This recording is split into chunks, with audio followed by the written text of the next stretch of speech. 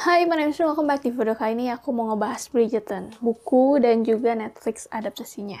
Bridgerton adalah seri historical romance yang bersetting di era Regency, karya Julia Quinn. Menceritakan tentang keluarga Bridgerton yang terdiri dari seorang ibu dan 8 anak. Anthony, Benedict, Colin, Daphne, Eloise, Francesca, Gregory, siapa satu lagi? Hyacinth.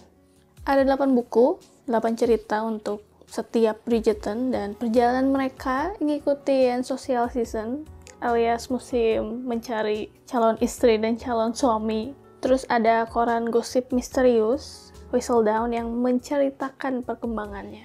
Aku udah baca 2 dari 8 bukunya untuk saat ini. Persiapan untuk nonton series adaptasinya.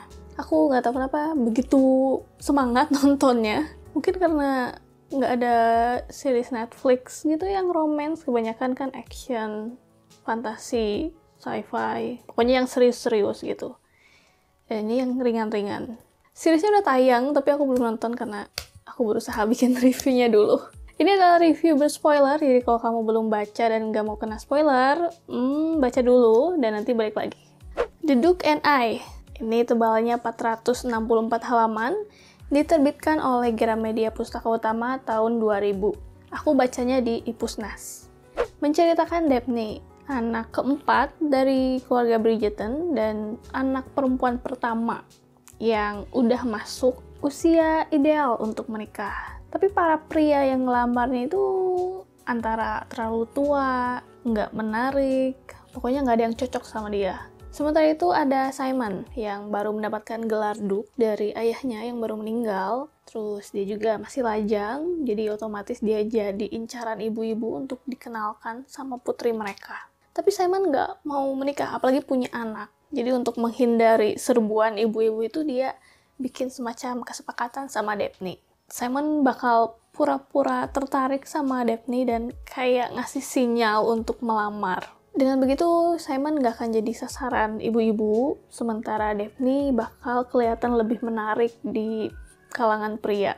The Duke and I ini cerita yang cukup romantis. Terus kutipan koran Whistledown di setiap awal bab itu ngasih antisipasi, bikin penasaran gitu cerita selanjutnya seperti apa. Tapi di akhir ada bagian yang bikin aku ilfeel dan jadi malas gitu ngeberesin bukunya. Padahal awalnya aku kayak dikasih kejutan gitu. Nggak nyangka cerita pura-pura pacaran ternyata bisa ada gitu. Jadi cerita setting zaman dulu. Kan zaman dulu kayaknya nggak mungkin pacaran yang sampai bertahun-tahun. Biasanya kan kenal bentar, tunangan, terus langsung nikah. Tapi bisa gitu terjadi di Regency era. Tapi masa pura-pura pacarannya itu nggak terlalu lama. Mereka cuma ngadirin beberapa pesta dansa, kelihatan jelas gitu mereka memang tertarik satu sama lain, terus akhirnya nikah. Aku kira bakal lama, mungkin ngabisin 3/4 buku, terus di akhir mereka baru ngeh dan mau ngakuin mereka saling suka. Untungnya masih ada konflik atau masalah lain yang bisa dibahas gitu setelah mereka nikah. Salah satunya itu cerita masa lalunya Simon.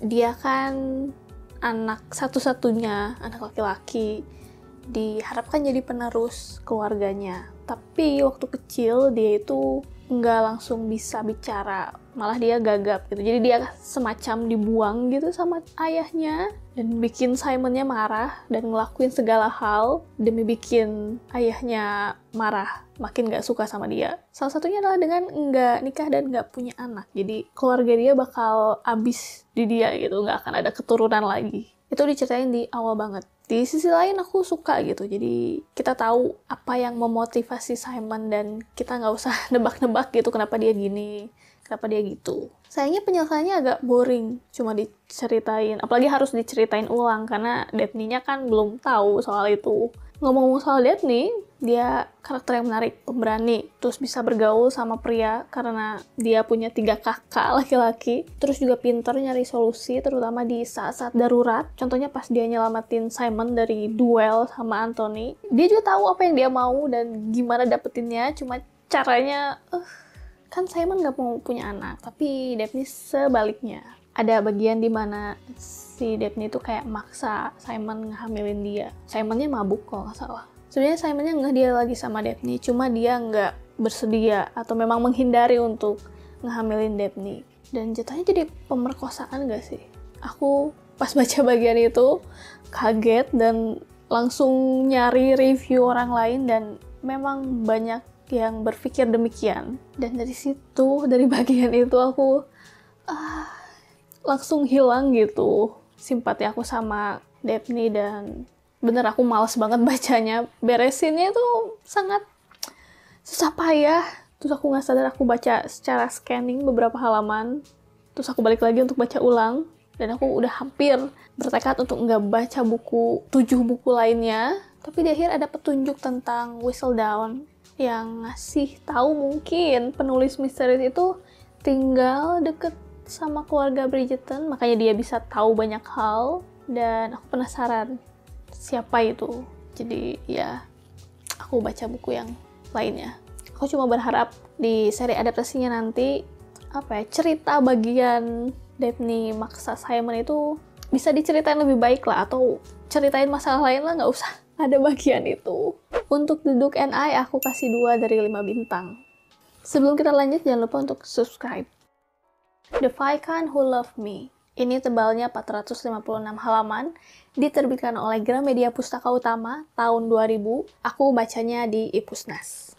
Menceritakan Anthony Bridgerton, anak tertua seorang Viscount yang terkenal playboy, tapi untuk tahun ini dia berniat untuk menikah dan punya anak. Karena mendiang ayahnya itu meninggal di usia muda, dan Anthony kayak punya keyakinan dia juga bakal mati muda. Jadi sebelum dia mati, harus ada penerus gitu. Anthony lalu mutusin untuk ngedeketin Edwina Sheffield, gadis paling populer di season ini. Tapi Edwina ini cuma mau nikah kalau kakaknya, Kate, ngasih restu. Dan Kate ini benci banget sama Anthony, apalagi reputasinya sebagai playboy. Jadi dia kan gak mau gitu adiknya nikah sama seorang playboy. Lalu Kate ini berusaha ngejauhin adiknya dari Anthony. Anthony jelas kesel karena dia dihalang-halangi. Tapi lama-lama Kate ini menuhin pikirannya.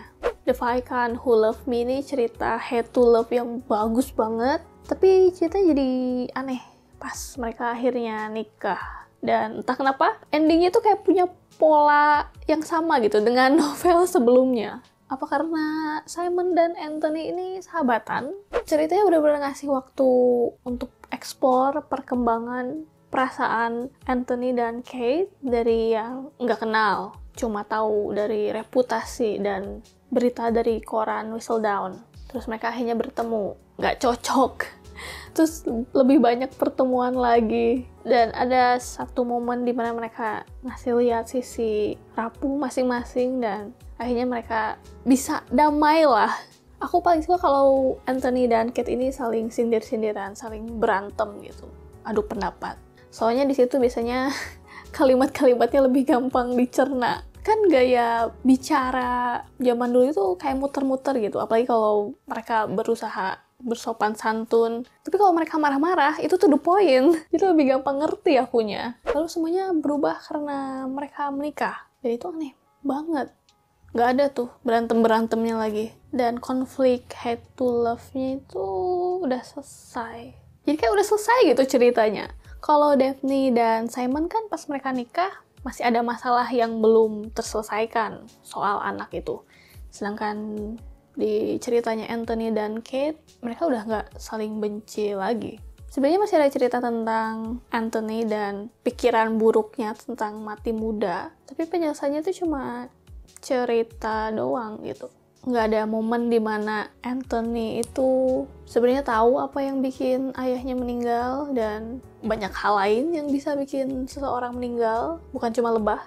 Jadi dia belum benar-benar move on dari traumanya itu.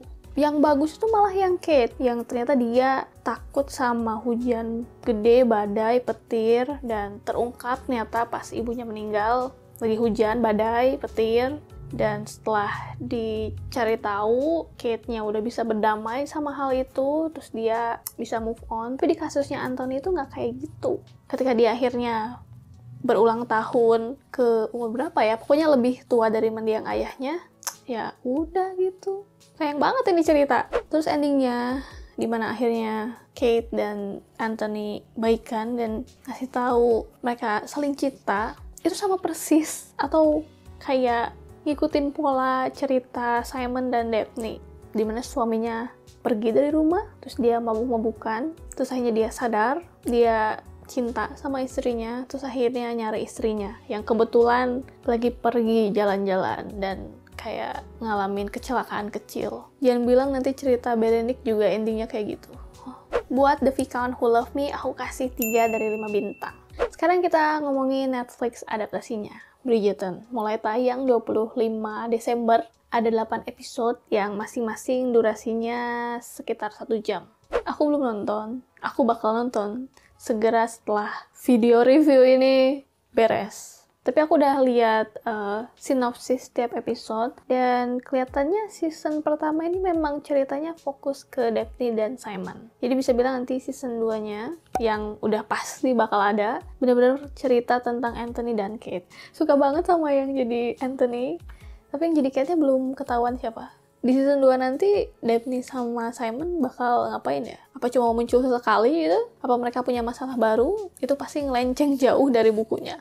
Nah, itu dia review aku untuk 2 novel dari seri Bridgerton. Walaupun ceritanya terlalu panjang dan gaya bahasanya berbelit-belit, aku suka bacanya, bikin ketagihan gitu. Pas novelnya beres, aku kayak ngerasa kehilangan. Jadi setelah ini aku bakal nonton seri adaptasinya di Netflix dan baca 6 buku yang lainnya. Kasih tahu aku apakah kalian baca atau nonton seri Bridgerton, atau kalian mungkin punya buku historical romance lain yang kalian rekomendasiin, tulis di kolom komentar di bawah. And if you like this video, don't forget to give thumbs up, subscribe, and thank you for watching.